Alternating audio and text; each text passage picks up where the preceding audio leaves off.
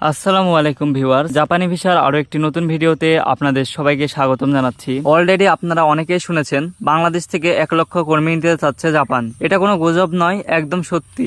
এখন প্রশ্ন হলো আপনি কিভাবে জাপানের এই সুযোগটি কাজে লাগাতে পারেন, সেগুলো নিয়ে আলোচনা করব আজকের ভিডিওতে। তো ভিডিওটি শুরু করার আগে ছোট্ট একটি অনুরোধ, যারা আমার চ্যানেলে নতুন অবশ্যই আমার চ্যানেলটিকে সাবস্ক্রাইব করে দিবেন।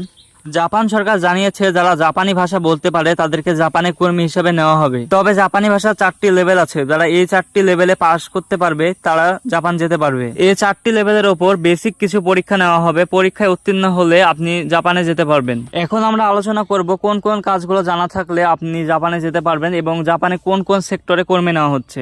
জাপানে মূলত 14টি সেক্টরে কর্মী নেওয়া হচ্ছে। তার মধ্যে থাকছে construction, caretaker, nursing care, hotel ও কৃষি, ম্যানুফ্যাকচারিং, ইলেকট্রিক্যাল এবং মেশিনারি। এখন যদি জাপানে কর্মীদের বেতন নিয়ে কথা বলি, তাহলে কাজ অনুযায়ী বেতন আলাদা আলাদা। তবে গড় বেতন 1,50,000 থেকে শুরু করে 2,50,000 জাপানি ইয়েন, যা বাংলা টাকায় 70,000 থেকে 1.5 লক্ষ টাকা পর্যন্ত। বাংলাদেশে বর্তমানে জাপানি ওয়ার্ক ভিসার নামে বিভিন্ন ভুয়া এজেন্সি টাকা নিচ্ছে।